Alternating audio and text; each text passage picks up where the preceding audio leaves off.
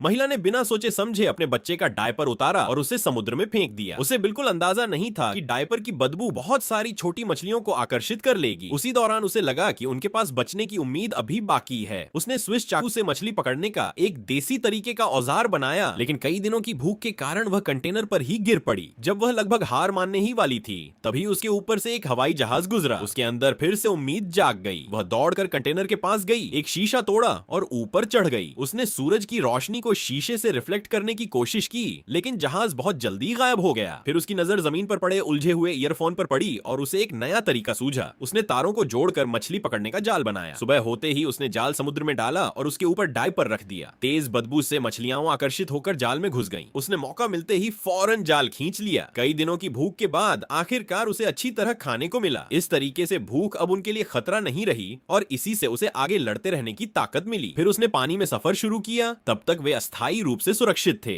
इसके बाद उसने मदद मांगने के बारे में सोचा। उसने कागज पर मदद के संदेश लिखे, उन्हें खाने वाले प्लास्टिक के डिब्बों में रखा और एक एक करके समुद्र में फेंक दिया ताकि कोई उन्हें ढूंढ सके। समय के साथ पानी का सफर धीरे धीरे जारी रहा, लेकिन एक रात उसे जोर जोर की टक्कर की आवाज से नींद खुल गई। वह ऊपर देखने गई तो पता चला कि एक तैरता हुआ कंटेनर दूसरे कंटेनर से टकरा रहा था। तभी उसका मोबाइल बज उठा। यह उसके पति की कॉल थी। उसने देखा तो उसे उसका आखिरी संदेश दिखा। उसका पति सीमा पार करने की कोशिश में पकड़ा गया था। भागते वक्त उसे गोली लगी थी और अपनी आखिरी ताकत से उसने यह कॉल की थी। यह खबर उसे अंदर से तोड़ गई, लेकिन अपने नन्हे बच्चे के लिए उसने हार नहीं मानी। 26वें दिन पानी अपने सबसे ऊंचे स्तर तक पहुंच गया और उस जगह को भी डुबो दिया जहां वे सोते थे। पानी निकालने का दबाव अब बहुत ज्यादा हो गया था। उनके पास सिर्फ एक ही रास्ता बचा था, कंटेनर की छत पर चढ़ जाना। लेकिन वे जानते थे कि यह कोई स्थायी हल नहीं है।